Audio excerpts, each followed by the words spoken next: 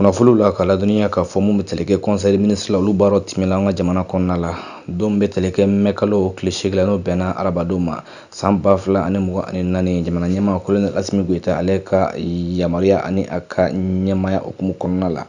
Baara ninnu tɛmɛla a fɔ mun ma ko hakilina minnu tala n'a fɔ ma ko projet de texte ka taa se nomination dɔw ma fo ka taa se wa kunnafonidi dɔw ma a kɛnɛ kan. Conseil des ministres mun ni a kɛla a bɛ fɔ fɛn ma gale chapitre de mesures législatives réglementaires mun bɛ tali kɛ an ka économie sɔrɔ bosoba o ministre a ye kunnafonidi kɛ ka ɲɛsin conseil des ministres ma a fɔ ma ko projet de loi ni a bɛ kɛ sababu ye ka bayɛlɛmali don loi numéro 2023-060 ni ale bolo bila décembre kalo tile 22 san 2023 ni a bɛ kuma loi de finances pour l'exercice 2024 o kan. K'i b'a ye k'a fɔ mun bɛ tali kɛ exercice budgétaire 2024 la ko a yela k'a fɔ fɛɛrɛ kura dɔw tala ka bila sen kan mun ni a bɛ wa nafolo don yɔrɔ wa kuraw caman kɔni ko fɔ mun y'a ta k'a lajɛ o fɛɛrɛ kura minnu filɛ ka don mun bɛ tali kɛ budget la n'o bɛ tali kɛ budget d'état la ko a bɛ kɛ sababu ye ka yɛlɛmali don sariya min bɛ ta ka kuma a bilali sen kan o kan.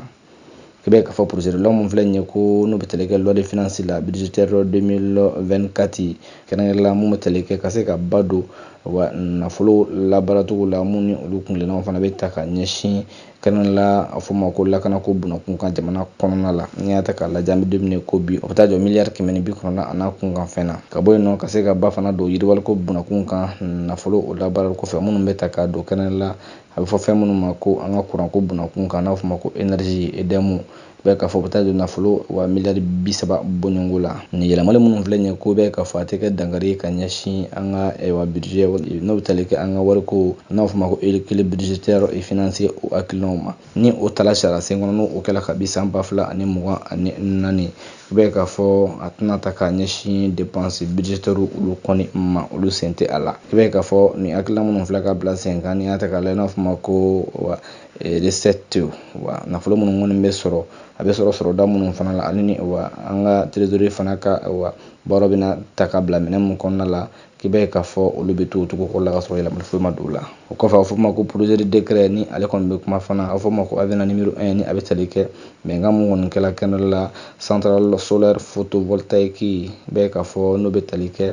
wa mégawati 50 mégawati wa n'i y'a ta k'a lajɛ n'o baaraw kan ka kɛ Cagadugu Jalakɔrɔ o mara la kɛrɛnkɛrɛnnenya Kati cercle fɛ n'o bɛ tali kɛ Kulukoro région na o da sela o ma. Mali gouvernement ale ni société Ameya Power LLC k'i b'a ye k'a fɔ bolonɔ bila sɛbɛn la n'o bɛ tali kɛ protocole d'accord la ka ɲɛsin ni nafolo bɔli ma ka don nin baaraw hukumu kɔnɔna la. K'i b'a ye k'a fɔ o minnu kɔni fana filɛ ko bɛɛ ye k'a fɔ a bɛna to o sen la n'i y'a ta k'a lajɛ ni projet in filɛ n'o bɛ tali kɛ centrale solaire la photovoltaïque 100 mégawati i b'a ye k'a fɔ n'a fɔ ma 100 mégawati crête o bɛna bila sigimayɔrɔ 2 50 mégawati crête k'a tila 2 ye komi a fɔlen bɛ cogo min na wa kun fɔlɔ ninnu baaraw kɔni bɛ kɛ ni projet ka laɲiniw fana ye ka ɲɛsin ni centrale solaire ma Cagadugukaw fɛ yen nɔ ka bɔ yen nɔ mun tali kɛ kungilennaw la a bɛ kɛ sababu ka se ka ba don halisa kuranko bunakun kan ka dɔ fara kuran yɛrɛ fanga kan n'a bɛ fɔ ma ko réseau interconnecté n'i y'a ta k'a lajɛ ni wa sigi kelen bɛ k'o makɔnɔ kabi waatiw la yɛlɛmaliw ka se ka don kuran bunakun kan n'i y'a ta k'a lajɛ nin bilali sen kan a bɛna kɛ sababu ye ka se ka wa baara dɔ kɔni tɛmɛ n'i y'a ta k'a lajɛ mun bɛ tali kɛ kɛnɛ la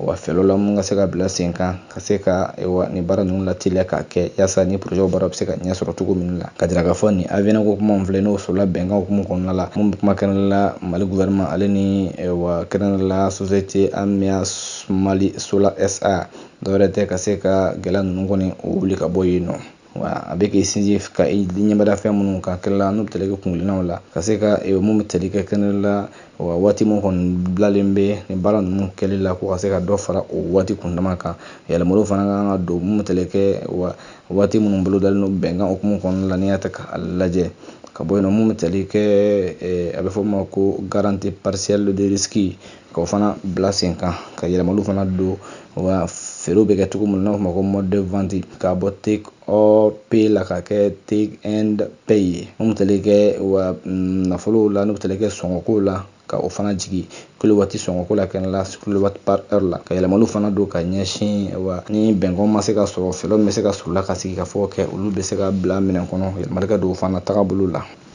Bamakɔ mɛkalo tile 8 san 2024 secrétaire général du gouvernement Birama Kulibali ale bolonɔ sɛbɛnw la.